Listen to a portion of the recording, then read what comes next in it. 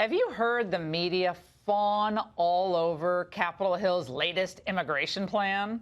Well, it's being billed as a bipartisan approach, which is a complete joke, since its sponsors are Amnesty zealot John McCain of Arizona and liberal Delaware Senator Chris Coons. This bill is basically a rerun of the failed Gang of Eight fiasco that flopped out back in 2013. Remember, that legislation was so unpopular that even its original sponsor, Marco Rubio, had to walk it back, and now he considers it a big mistake.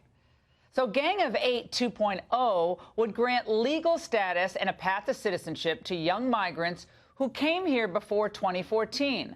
And that is a number that far exceeds the 1.8 million that President Trump was willing to make citizens in his compromise gesture. And there would be no border wall funding, and it would keep chain migration. That entire scam would keep going. So obviously, this is a complete non-starter for the White House, meaning McCain-Coons was a stupid ploy, not a serious plan. Lawmakers who have been shopping various amnesties for years focus most of their empathy and concern on illegal immigrants who fear deportation, not on Americans whose lives have been devastated by illegal immigrant crime.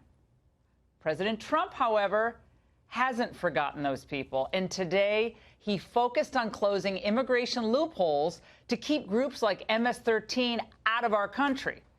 As for the Democrats refusing to come to the table, Trump's willing to play hardball.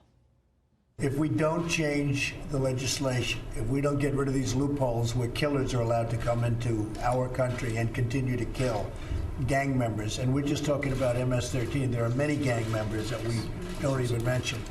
If we don't change it, let's have a shutdown. We'll do a shutdown, and it's worth it for our country.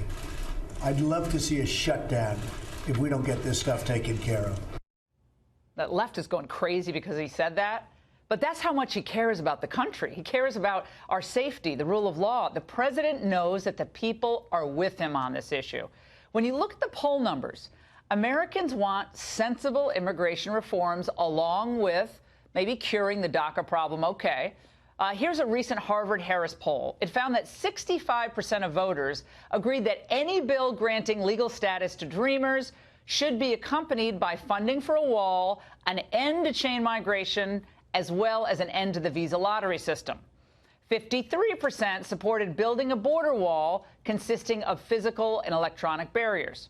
And a whopping 79% wanted immigration to be based on merit, not on family connections or other factors. Well, I'm assuming neither senator from Arizona bothered to consider the new comprehensive study by economist John Lott, who will join us later in the show. Professor Lott basically looked at all the illegals who entered the Arizona state prison system from the years 1985 through 2017. That's 33 years of data. And what did he find? He says illegals were at least 142% more likely to be convicted of a crime than other Arizonans. He found their sentences were 10.5% longer than U.S. citizens due to the severity of their crimes.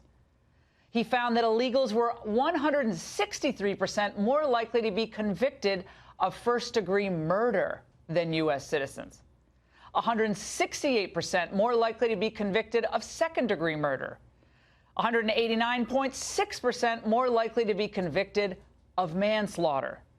Illegals were much more likely to commit sexual offenses against minors, sexual assault, DUI, and armed robbery. And 45.4% of illegal immigrants were more likely than other criminals to have been gang members. My goodness. Here's a smattering of how just in the past week, illegals have added to the health and well-being of their communities. On Monday, in Hartford, Connecticut, where I come from, Onel Arana Gervasio, a Mexican illegal, pled guilty to being part of a heroin ring that extended to Alabama, in Connecticut, Rhode Island, Ohio, and guess what? He's a boomerang visitor. He was already deported back in 2013. Then there's this charmer, Salvador Gomez Lopez of Montgomery County, Maryland, right nearby where I'm broadcasting from. The Salvadoran illegal was urinating in public, lovely, when a bystander tried to convince him to pull up his pants and find a bathroom. Instead, Gomez pulled a box cutter out and started slashing at the poor man's throat. There's a lot of gashes there now. Last week, 3 dreamers were arrested in 3 different smuggling cases. All were DACA recipients. They were smuggling human beings. 2 were nabbed in California and 1 in Arizona. And this is a heartbreaker. 5 days ago in Rio Vista, Texas, a young mother of 2, Jennifer Smith, on her way to pick up her kids at school, was killed in a horrific car crash by illegal immigrant Candido Martinez Ramirez, 32 years old. He was drunk. And this past Sunday, many of you have heard, Indiana Colts linebacker Edwin Jackson and his Uber driver were killed by an illegal, intoxicated alien. 37-year-old Manuel Orrego Salvala, the DOJ announcing in just the last hour that they will bring federal charges against the Guatemalan, proving once again that Jeff Sessions, his attorney general, and his DOJ are moving quickly to right the wrongs of the past when it comes to illegal crime going unpunished. No more. Sessions is right. This has to stop. Look at these cases. This is just a few. It's just the last week. We could do a whole show on this. When you really start to think about it, it's total insanity. We have enough problems in our country with drugs, the opioid epidemic, alcohol, criminal activity. We sure do not need any more. And yes, of course, all illegal immigrants are not criminals, but frankly, that's not the point. Because that's of little comfort to Jennifer Smith's sons, or Edwin Jackson's mother, or the thousands of Americans whose names you do not know, whose lives will never be the same again because our government was unwilling or unable to enforce our laws.